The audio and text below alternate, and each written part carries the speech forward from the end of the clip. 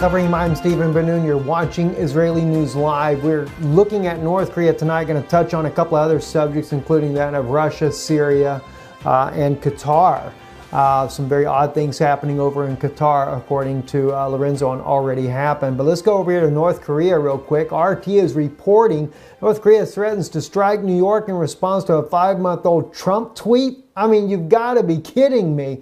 What in the world is wrong with a leader when they are willing to just take and lob off nuclear weapons when somebody tweets something that doesn't go their way? I mean, this is absolutely insane to even think that this type of a leader would do something like that. But then again, think of the mentality of the way people continue to do. Tweets have become a way of attacking each other verbally and amongst many other things, temper tantrums and everything else. And it's not just limited to that of Kim Jong-un of North Korea for acting this way over tweets, but even President Trump says some of the craziest things on tweets. And I'm not against President Trump. I just say it's very strange, very seemingly unpresidential-like or undictatorship-like. Well, I don't know. Maybe for Kim Jong-un that would be normal of a dictator. Who really knows? It's just not normal. But anyway, maybe making ready for the threats, because here we have on 38north.org, they are coming out today saying North Korea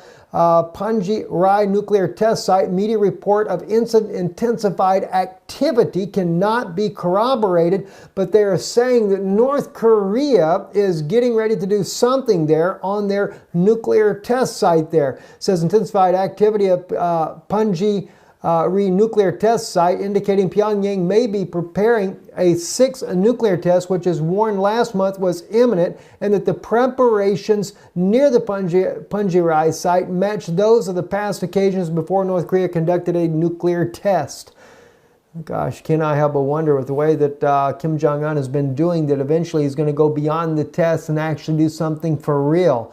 And yet at the same time, as we reported just the other day, the United States has moved their warships out of the region there, at least the 2 aircraft carriers, and maybe not a bit too soon with some of the advanced technology that North Korea is beginning to develop there, and was lobbing out missiles over into the sea there where these carriers were at near the Japanese Sea, the Sea of Japan. Now we're also seeing, as I reported this to you the other day as well, the Chinese moved the Dongfang 21 near the Korean Peninsula. And of course, again, I still do not believe this is something being used against North Korea, but rather as a backup to North Korea in the event that the United States were to launch an attack on North Korea.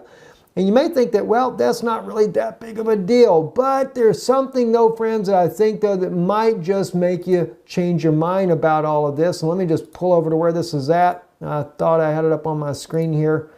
Ooh, gosh, what did I do with this? Wanted to share with you something here that President Trump had to say. Here we go, right here. President Putin, that is. President Putin recently, one of the comments that he makes here in the interview with Mr. Stone here was very insightful there. He's speaking to Oliver Stone about the Caucasus and how that the United States has been actively participating in trying to destabilize Russia.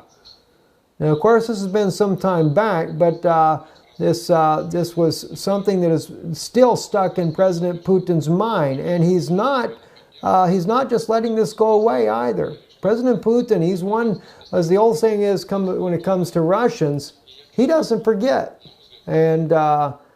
and he's watching the movements of the United States, and this is why we see too that Russia is reaching out to all of the countries that are being basically thrown under the bus by NATO, etc. And of course, Qatar being one of those latest nations that President Putin has reached out to. Now, you have to understand, Qatar, of course, they accuse him of sponsoring terrorism. Sure they do.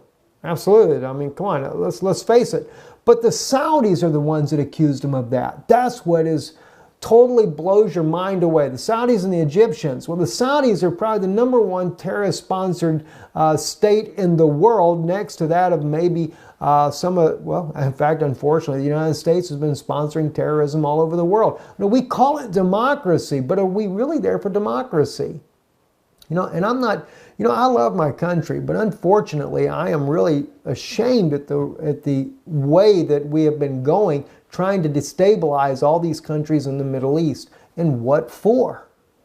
I mean, this has just really become absolutely insane the way we have been headed. It's one thing if a dictator is brutalizing his people, and, well, like in the case of Kim Jong-un, brutalizing his own people, and absolutely no freedom whatsoever. And the U.S. wanted to take and try to free the people. Well, you don't go in there and nuke them. That's one way. You're not going to free them by nuking them. Then you just kill them all, But the thing is we go to a country like Syria that was actually more, wasn't really a democracy. It is of some sort, you might say, under President Bashar al-Assad. But the thing was, it was a country that was tolerant to both Jews and Christians and Muslims alike. All three of the religions were able to get along peacefully. Well, that was until the United States decided to work with the Saudis and the Turks. I don't think the Turks are anything good. They're not. The Turks are just like the Saudis. They're also #1 sponsors of terrorism. And so Qatar is just a little nation. Well, it uses its money to sponsor terrorism. And yeah, Russia has turned a helping hand towards Qatar because they have been ousted from the family, you might say. Well, speaking of Qatar, though, got a big issue going on in Qatar. Already happened on their website there. Shared this video right here on his website. This was actually allegedly a very large military convoy, a Qatarian military convoy that has just returned back from the border of the Saudi border. No reasoning for this, why they were returning from the Saudi border. No one is really saying anything about this other than the fact that this is the Qatarian military that has left the Saudi border. Maybe tensions are starting to simmer down some. I don't really know the answer. The only reason I could see why they would move their forces away from the border. Of course, the Turkish also talking about sending their military in to Qatar as well. All going to end up into a big mess over there in the Middle East, which I think this is exactly what some of the NATO partners really wanted in the first place. This has just really gotten out of hand. Sputnik News is reporting also that Rex Tillerson, Secretary of State, says Trump has no authorization to target Assad nor the Iranian proxies in Syria. Now, that was an about-face. President Trump has no congressional authorization to order strikes against Damascus or Iran's proxies in Syria, according to Secretary of State Rex Tillerson. President Donald Trump has no congressional authorization, he says. I would agree with that, Tillerson said when asked if there was no legal authorization from Congress to target Syrian President Bashar Assad or Iranian proxies. Tillerson stressed that the U.S. mission and purpose in Syria has not changed from its focus on defeating Daesh. The U.S.-led coalition has been fighting the terrorist group in Syria since 2014 without UN approval or Assad's request. On June 8th, the coalition bombed pro-Damascus forces in Syria near the town of Al-Tant. On June 6th, the coalition conducted a strike on pro-Syrian government forces as they entered a deconfliction zone and allegedly posed threat. On May 18th, the coalition hit a pro-Assad fighters near Al-Tant for the first time. On April the 6th, U.S. Navy destroyers fired 59 cruise missiles at Aish Sharit air base in western Syria, calling their attack a warning to Damascus following a chemical weapons incident in Idlib province, which Washington claimed was carried out by the Syrian government forces. And of course, we can go on and on and on. I'll put a link to Sputnik's report in here. But the U.S. has targeted the Syrian government on multiple occasions, not to mention the fact that the U.S. government has aided and funded all the different groups that are fighting against President Bashar al-Assad in the first place. So if you really don't have any authorization to go after Assad in Damascus, then isn't it still considered an accessory to the crime by arming all the terrorists that are fighting against the government to overthrow the government? And according to the Syrian reports and Russian reports, 35 nationalities are fighting inside of Syria.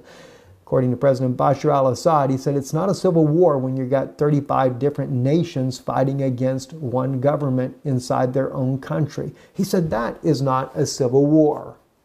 I have to agree with the man on that. It's pretty much telling the truth about that. Anyway, I'm Stephen Benoon. You're watching Israeli News Live. Thank you for watching. Support the work we do here. You can look right here on our news channel just above the subscribe button.